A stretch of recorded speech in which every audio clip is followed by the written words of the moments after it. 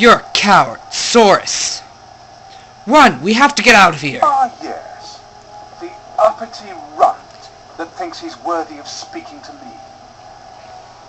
Don't worry. I'll return whatever's left in time for the honeymoon. You have no right to do this. Every time a Nythia says that, it makes me smile. Back to the palace, boys. Oh, hell no! Don't... You hear me, cousin? Are you alright?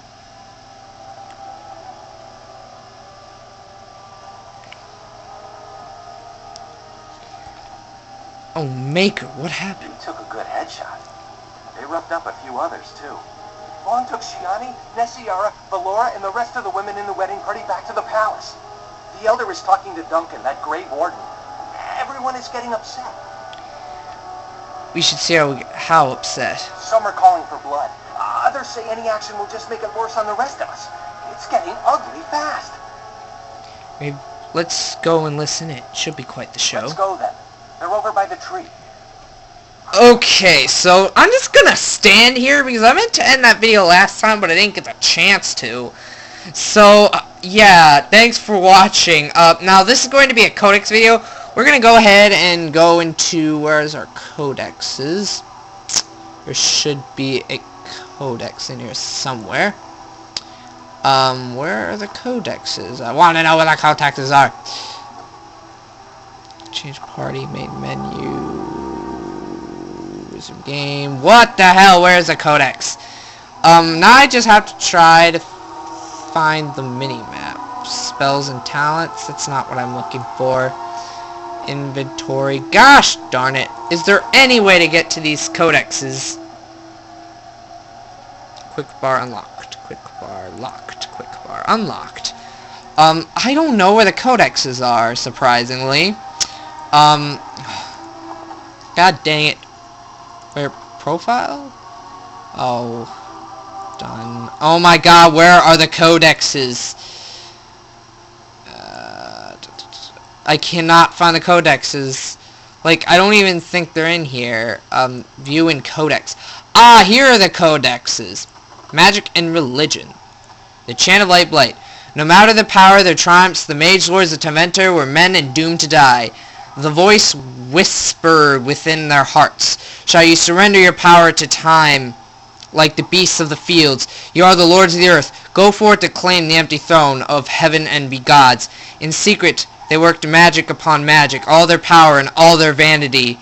They turned against the vile until at last it gave way. Above them, a river of light. Before them, the throne of heaven. Waiting beneath their feet, the footprints of the Maker, and all around them echoed a vast silence. But when they took a single step toward the empty throne, a great voice cried out, shaking out the very foundations of heaven and earth.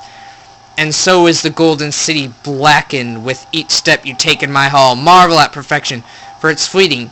You have brought sin to heaven, and doom upon all the world. Violently were they cast down, for no mortal may walk bodily in the realm of dreams, bearing the mark of their crime, bodies so maimed and disordered that none should see them and know them for men. Deep in the earth they fled, away from the light, in darkness who had goaded them on, until at last they found their prize, their god, their betrayer, the sleeping dragon Dumat. Their talent twisted even the false god, and the whisperer awoke at last in pain and horror, and led them to the weak havoc upon all the towns of the world, the forced blight from 1098. Alright, now we're going to read this other. First screen is going to be magic and religion with codexes. These truths the Maker has revealed to me, as there is but one world, one life, one death. There is but one God, and he is our Maker. They are sinners who have given their love to false gods. Magic exists to serve man, and to never rule over him. Foul and corrupt as they are, who have taken his gift, and turned it against his children, they shall be maimed, Malissifar, accursed ones. They shall find no rest in this world or beyond. All men are the work of our Maker's hand, from the lowest slaves to the highest kings. Those who bring harm without provocation to the least of his children are hated and accursed by the Maker. Hold on. Those who bear false witnesses and work to deceive others know this: there is but one truth. All things are known to our Maker, and he shall judge their lies. All things in this world are infinite. What one man gains another has lost. Those who steal from their brothers and sisters do harm to their livelihood and to the power of peace of mind. Our Maker sees us with a heavy heart.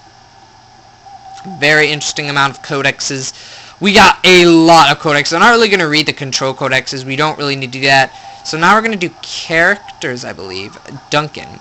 Men and women from every race and warrior, mages, barbarians, and kings. The Grey Warren sacrificed everything to stem the tide of the darkness and prevailed. Like many others, Duncan gave up his family name when he joined the ranks of the Warrens, a symbolic gesture of cutting ties. He might say this was to convince in his case. However, his mother was from the Outer Fells, his father from Tevantar. His childhood was spent in the free marches in Oralis.